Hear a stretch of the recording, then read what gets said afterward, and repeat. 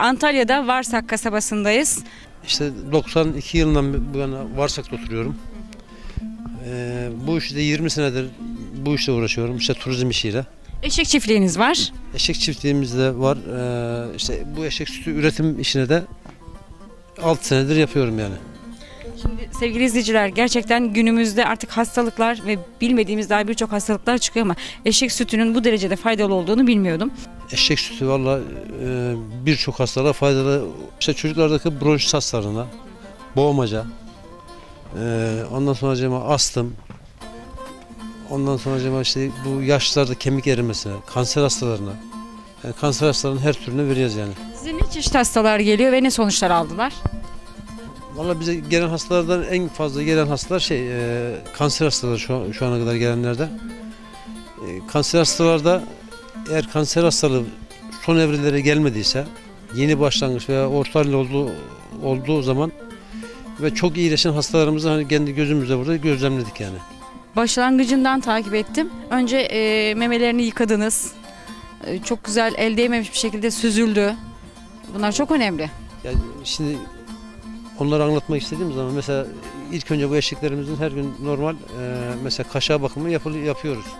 Kaşığa bakımından sonra sağıma geçmeden önce normal memeleri güzelce ılık suyla yıkıyoruz. Yıkadıktan sonra bir 10 dakika falan geçer.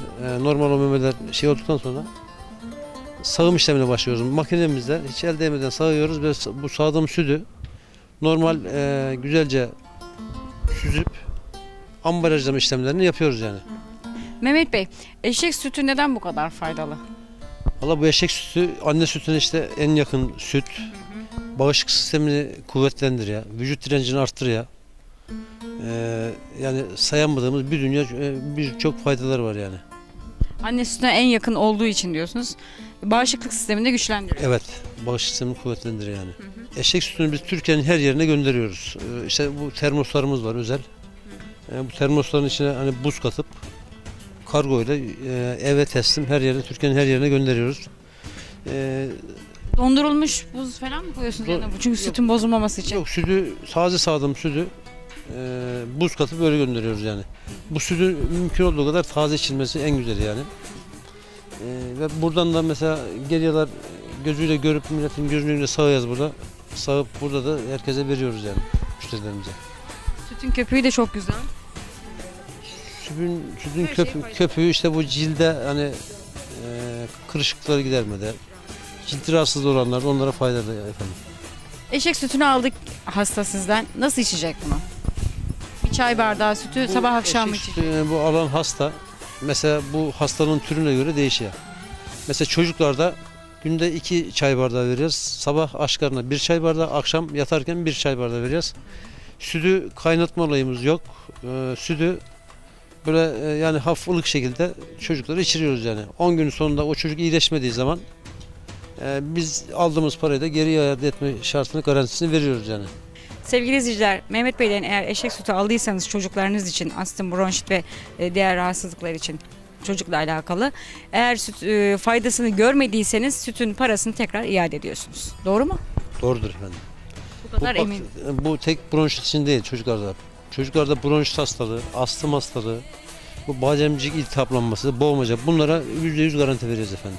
Eşek sütü bağışıklık sistemini güçlendirdiği için tahminim birçok hastalıklara da şifa oluyordur diye düşünüyorum. Anne sütüne en yakın bir süt olduğu için eşek sütü. Bağışıklık sistemi kuvvetleniyor, vücut direncini arttırıyor. Zaten hastalıkların çoğu da zaten vücut dirençsiz kaldı mı oralardan kaynaklanıyor yani. Bu çocuklardaki mesela bu işte artık o balgam söktürücü özelliği var bu sütün. Astımlı olan çocuklarda en fazla faydası bu yani. O balgamı söktürdüğüm zaman çocuk zaten ondan sonra rahatlıyor yani hiçbir şey kalmıyor. Şu ana kadar verdiğimiz kişilerden en ufak bir tepki almadık yani benim çocuğum fayda görmedi diyen böyle bir hastamız yok Allah'a şükür yani.